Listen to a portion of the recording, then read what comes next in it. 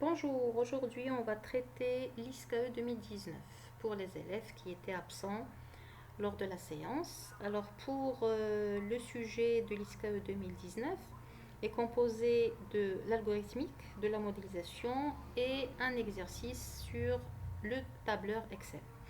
Commençons par le sujet 1, algorithmique. Il traite la suite de Syracuse, très connue en mathématiques. Elle a la particularité d'avoir un certain nombre de valeurs qui se répètent à partir d'un certain rang, et ces valeurs qui se répètent, c'est 4, 2, 1. Alors, quel que soit le terme initial, à partir d'un certain rang, les termes qui se répètent, c'est 4, 2, 1. D'accord? Dans notre exemple ici, pour une valeur initiale qui est égale à 15, à partir du rang 15, d'accord, vous avez les valeurs 4, 2, 1 qui se répètent. D'accord? Alors, on vous demande de rédiger l'algorithme qui calcule et affiche les n plus 1 premiers termes de la suite pour des valeurs données de U0 et de n. D'accord? Alors ici, vous avez U0, c'est m. D'accord? Et vous avez les autres termes qui sont calculés en fonction de la parité du terme précédent. D'accord? Donc, pour calculer UP plus 1, il faut examiner UP s'il est pair ou impair. D'accord? Donc, si UP est pair, le terme suivant, c'est UP divisé par 2. Et si UP est impair, le terme suivant, c'est 3 fois UP plus 1. Bien. Alors, qu'est-ce qu'on vous demande? On vous demande de rédiger l'algorithme qui calcule et affiche les n plus 1 premiers termes de la suite pour des valeurs données de U0 et de n. Alors ici, la majorité va penser à utiliser un tableau. Il est hors de question d'utiliser un tableau lorsqu'on ne connaît pas le nombre de cases que va contenir ce tableau à l'avance. D'accord? Et on ne peut pas borner le nombre de termes à 100 ou bien à 200. On peut très bien calculer les 1000 premiers termes de la suite de Syracuse. On ne peut pas borner le nombre de termes qu'on va calculer en fonction de la taille du tableau qu'on va déclarer en premier. Ceci dit, la solution, c'est d'utiliser une seule case mémoire qui va contenir tous les termes de la suite. D'accord? Donc, il ne faut pas penser en programmation à utiliser UI ou bien UI plus 1 comme étant la référence à une case dans un tableau.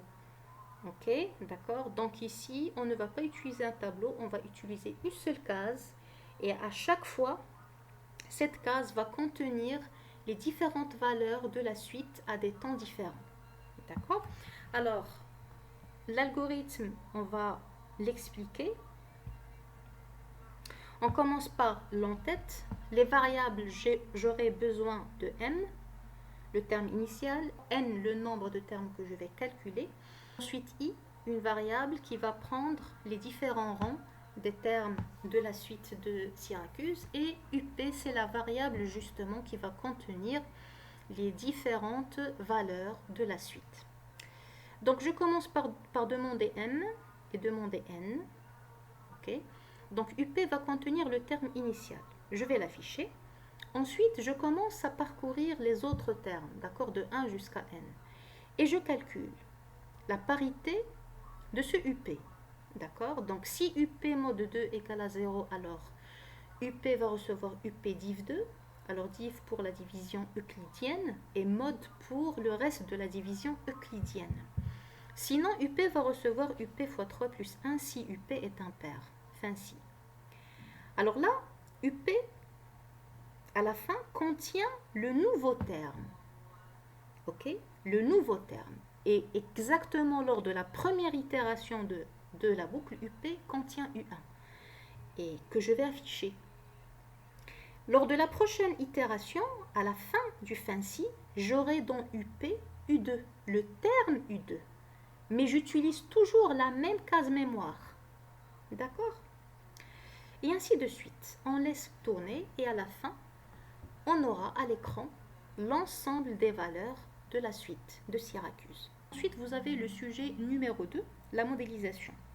Vous avez affaire à une entreprise X qui commercialise, installe et entretient des équipements agricoles sur tout le territoire national. Elle souhaite mettre en place une base de données pour le suivi des équipements et des interventions de ses agents. D'accord?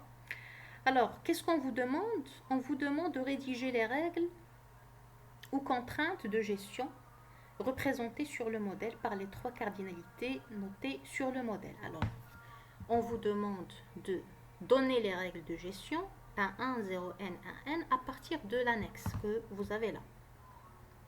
Voilà. D'accord? Alors, vous avez un 1, 0n et 1n. Commençons par le 1n. Un client possède un ou plusieurs sites, c'est clair. Puis ensuite, pour le 1.1, équipement, d'accord, appartient à un équipement.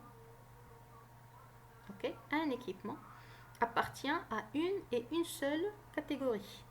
Alors, pour le 0n de catégorie, dans la même catégorie, on peut retrouver plusieurs équipements ou aucun équipement.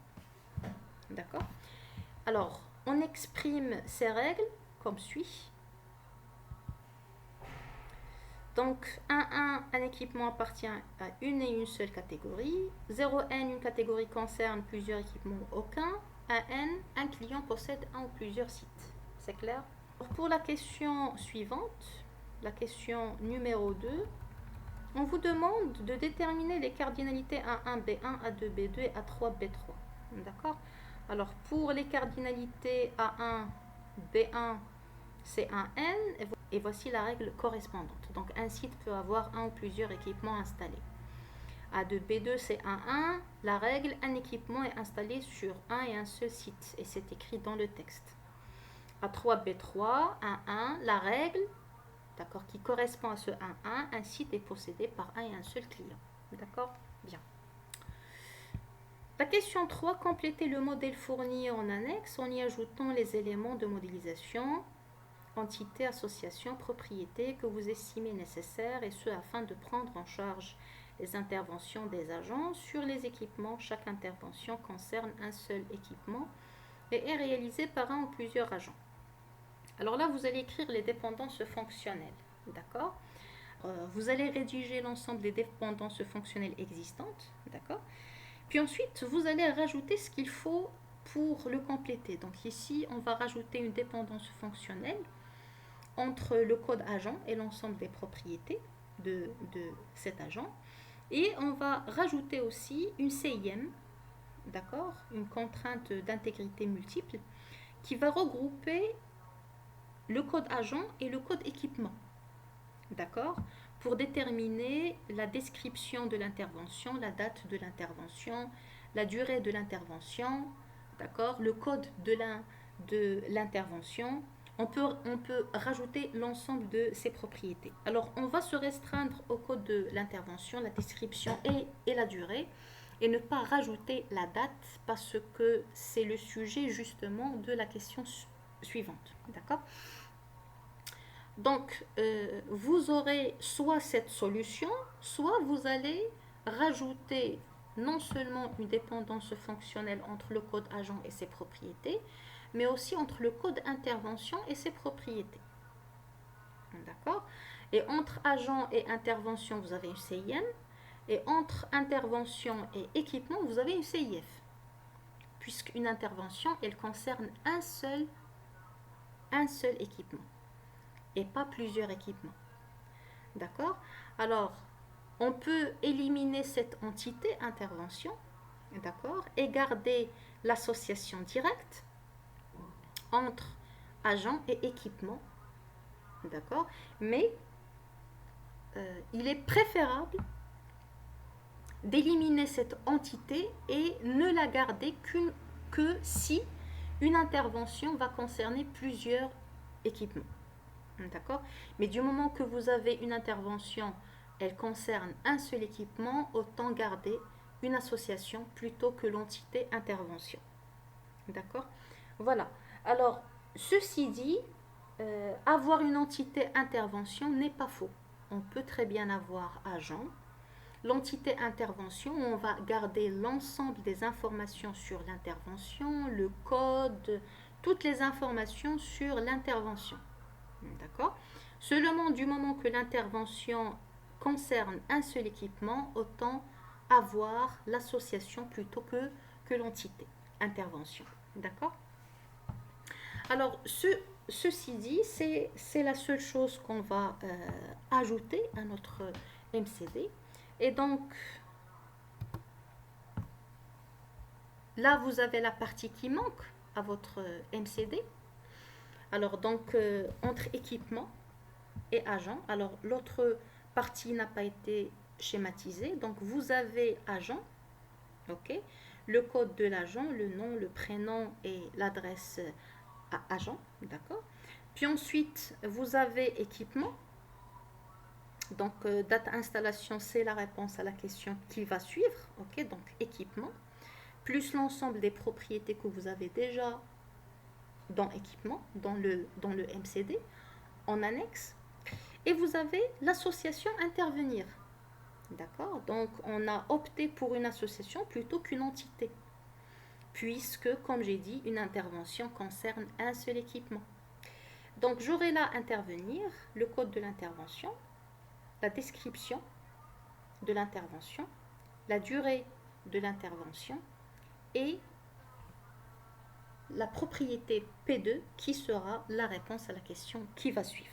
Bon, nous avons gardé, d'accord, que le code, la description et la durée pour la question 3. D'accord. Lorsqu'on va répondre à la question 4, on va rajouter P2, c'est la date de l'intervention, et on va rajouter P1, d'accord, c'est la date de l'installation de l'équipement. D'accord. Alors pourquoi date installation au niveau de l'entité équipement? Tout simplement parce que entre équipement et site, vous avez une CIF. Et dans une CIF, on ne dépose pas de propriété. D'accord. Et puisque un équipement est installé dans un et un seul site, donc autant mettre la date d'installation dans l'entité équipement plutôt que de la mettre dans une CIF qui n'est pas censée avoir d'attribut. Pour la question 4, on vient de répondre à cette question. Donc P1, c'est au niveau de l'entité, comme j'ai dit, équipement, et P2, c'est au niveau de l'association intervention. D'accord. Voilà.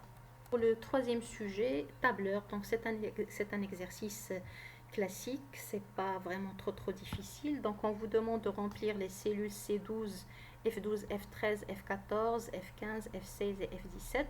Donc le sujet porte sur une entreprise qui veut faire des primes, d'accord, pour les différents représentants, d'accord, qui ont réalisé un certain chiffre d'affaires annuel, d'accord. Alors tout est regroupé au niveau de cette feuille. Donc vous avez l'ensemble des primes. Alors pour ceux qui ont un chiffre d'affaires annuel entre 0 et 600 000, vous avez une telle prime.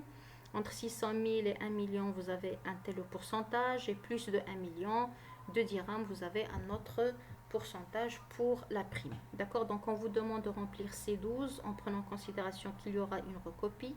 Et on vous demande de remplir F12, F13, F14, F15, F16 et F17. Alors pour les réponses, je vous laisse le soin de les vérifier.